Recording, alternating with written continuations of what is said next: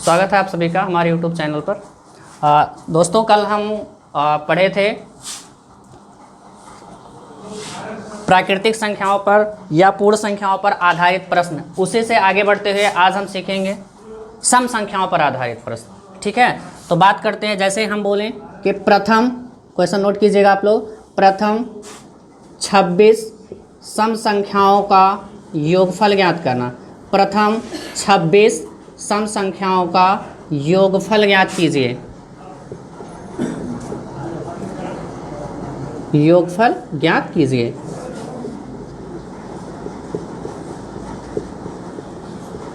तो आप लोगों को कल हमने फार्मूला लिखवाया था।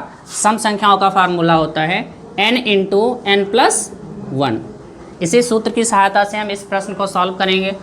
इसमें हम बात करें n, तो n कितना होगा 26। जहाँ पर n है वहाँ हम क्या रखेंगे 26, और उससे एक ज़्यादा मतलब 26 प्लस 1 करेंगे, आएगा कितना 26 और 27। 26 और 27 को जब हम गुणा करेंगे तो हमारा आंसर आएगा 26 गुणा 27। आप इस तरह से भी कर सकते हैं, नहीं तो जैसे हमने 60 में बताया था उस तरह से भी आप कर सकते हैं, अगर आपको 26 का पहाड़ा याद है तो। नहीं तो आप इस तरह से कर सकते हैं 7 छक 42, 7 दुनाई 14, 14 और 4 18 हुआ, और ऐसे ही 2 छक को 12, 2 दुनाई 4 और 1 5, इनको जोड़ लेंगे, यही आपका उत्तर हो जाएगा। 8 2 10, 5 1 6 और 1 7, ये आपका आंसर हुआ। तो आपका आंसर कितना आएगा 702।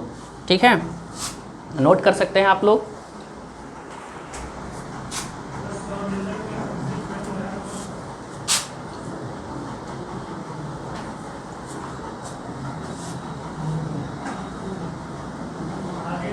चलिए आगे हम एक क्वेश्चन और करते हैं इसी से ही, जहाँ पे हम लोगों के क्वेश्चन ज़्यादा से ज़्यादा पूछे जाते हैं और गलत होने के भी चांस होते हैं। ठीक है, जैसे आपको दिया जाए 2 + 4 + 6 प्लस डॉट डॉट करके आपको दिया जाए 50, और आपसे कहा जाए इसका योग ज्ञात कीजिए। तो सबसे पहले हम ये देखेंगे, ये 2 4 6 8 10 ये कैसी संख्याएं हैं, सम। 2 4 6 8 और 10 ये सब कैसे संख्याएं हैं, सम। और सम संख्याओं का फार्मूला आपका वही होता है n इंटू एन प्लस 1। लेकिन इसमें एक छोटी सी कमी है। कमी ये है कि आप इसमें देखेंगे तो इसमें से सम संख्याएं गायब हैं, जैसे 1 3 5 7 9 11 ये संख्याएं गायब हैं। तो अगर हम 1 से लेकर 50 तक की संख्याओं को लिखेंगे तो उसमें कितनी संख्याएं आती हैं, 50 ही आएंगे। ठीक है, लेकिन इसमें बीच बीच की संख्याएं गायब हैं, इसलिए हम सम संख्या निकालने के लिए क्या करेंगे, जो अंतिम सम संख्या है उसको हम 2 से काटेंगे, और जब 2 से काटेंगे तो कितना मिलेगा 25, और जो यही मिलेगा ये हमारा क्या होगा n। तो n यहाँ पर कितना हो जाएगा 25, और 25 को हम 26 से गुणा करेंगे, या कह सकते हैं 25 और 25 प्लस 1 है ना, 25 गुणा 26 करेंगे, कितना आएगा 650। ठीक है, आप लोग इसको भी नोट कर लीजिए। उसके बाद बात करते हैं हम अगले फार्मूले की।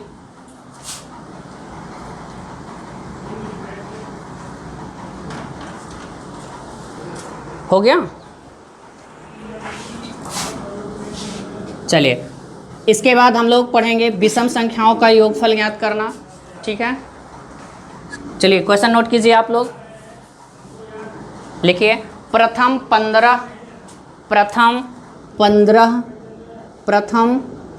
15 विषम संख्याओं का योग ज्ञात कीजिए। विषम संख्याओं का योग ज्ञात कीजिए। इसके फार्मूले की अगर हम बात करें तो इसका फार्मूला क्या होता है, n²। मतलब आपको जो संख्या दी गई होगी उसी का क्या कर देंगे, वर्ग करके हम लोग विषम संख्याओं का योग ज्ञात कर सकते हैं। जैसे n² का मतलब कितना होगा 15 का स्क्वायर, और जब हम 15 को 15 से गुणा करते हैं तो आएगा 15 गुणे 15 जब हम करेंगे तो आपको मिलेगा 225। ये हमारा क्या हो गया आंसर। ठीक है, नहीं समझ में आया, 15 और 15 को जब हम गुणा करते हैं तो आता है 225। ठीक है, और इसी प्रकार से एक प्रश्न और हम लेते हैं इस टाइप का, 1 + 3 + 5 + 7 और डॉट डॉट आपको दिया जाए +25।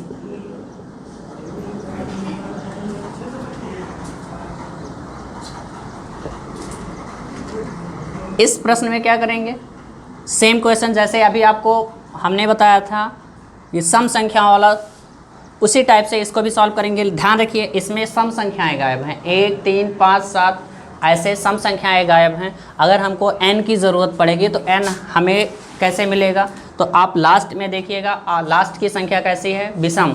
लास्ट की संख्या अगर विषम होगी तो उसमें आप एक जोड़कर 2 से डिवाइड कर दीजिएगा, 25 + 1 बटा कितना होगा 2, और जब इसको हम 2 से डिवाइड करेंगे आ जाएगा 26, 26 बटा 2, 26 बटा 2 का मतलब कितना हो जाएगा 13। अतः हमें n बराबर मिल गया, n कितना मिला 13। जब आपको n मिल चुका है तो आप आराम से n स्क्वायर कर सकते हैं, इसलिए n स्क्वायर = हो जाएगा 13 का स्क्वायर, और 13 का स्क्वायर होता है 169।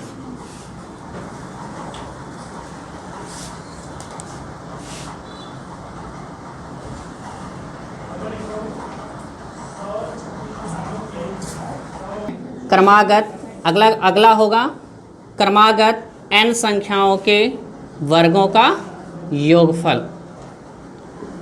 पहले तो हम इसके फार्मूले की एक बार फिर से बात कर लेते हैं। इसका फार्मूला होता है n × n+1 और दूसरे ब्रैकेट में होता है 2n+1/6। ठीक है, अब इस फार्मूले से हम लोग क्वेश्चन भी सॉल्व करते हैं। ठीक है, तो आप लोग क्वेश्चन नोट कीजिएगा। आपसे बोला जाए प्रथम 5 संख्याओं के वर्गों का योगफल ज्ञात कीजिए।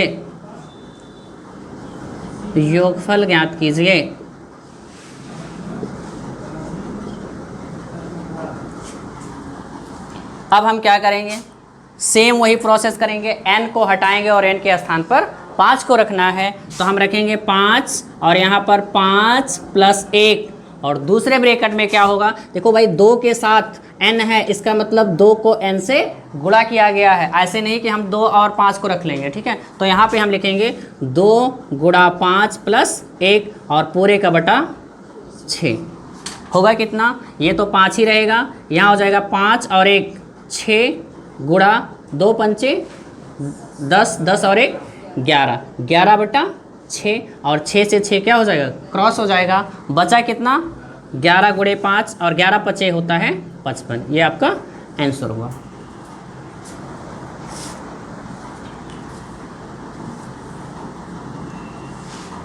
आ रहा समझ में सबको? चलिए फिर आगे बढ़ते हैं और एक प्रश्न और करते हैं इसी टाइप से।